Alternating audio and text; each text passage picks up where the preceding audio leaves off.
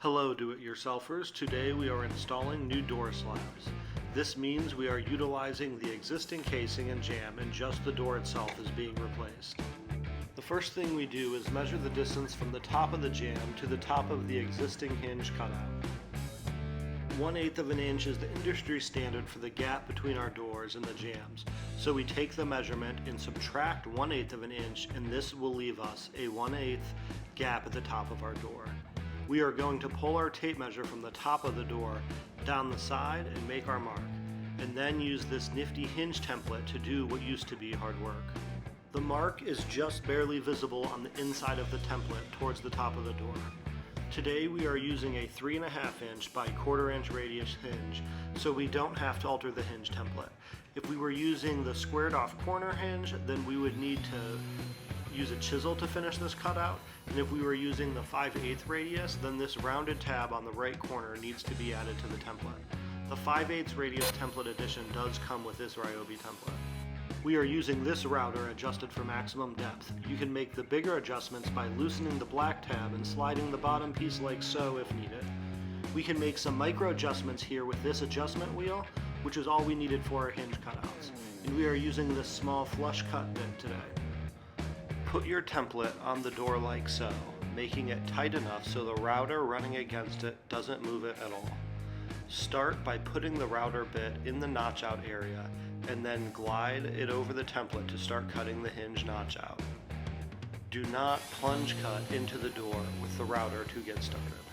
It only takes seconds to make the cut, and it's more precise than doing it all by hand with a chisel, especially for a first timer. With the cut done, we pull our template off and get the dust out of the way. We put our hinge on and mark all the spots for the screws so we can pre-drill it centered. Pre-drilling helps keep the wood from potentially splitting. If the wood splits, the screws holding the hinge in won't be nearly as strong, and this could cause issues in the future.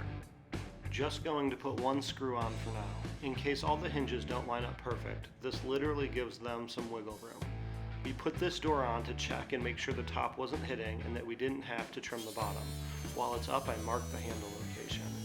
If we have to make the door shorter, it is best to trim it up from the bottom and keep the integrity of the pattern up top with the rest of your doors. One of the rooms did have some fluffy carpet, so had to take a bit off. Next, we are using this door lock installation kit. My mark is on the door for where the latch needs to be centered, and that mark needs to be centered inside the triangle. Once this template is on, we need the appropriate size hole saws for the door handle and the latch on hand. We start drilling for the doorknob, but stop before we get all the way through the door. We want the long part of the bit to break the back of the surface, but to reduce the risk of the facing of the door splintering, it's best practice to flip the door and finish drilling your hole from the other side. Next, we drill the hole for the latch, which is pretty straightforward. Make sure the drill is on the right setting. We don't want to be in hammer. The hardest part can be getting the wood out of your hole saw bit. It's finally time to hang the door. Going to start by removing the hinge pin and mounting the other piece to the door jamb. This door jamb is a little snug because of the paint, so we are using a rubber mallet to gently tap it into place. This old doorway only had 2 hinge placements, and we did not add the middle one, so that makes our job a little easier. Because the half of the hinge on the door just has the one screw not tightened all the way, we should be able to slide this into place pretty easily. If you put all 3 screws on tight and you're off by the tiniest margin, the hinge will not slide together. We are good to add the rest of the screws. Be cautious not to over tighten. And we're done. Level up your house.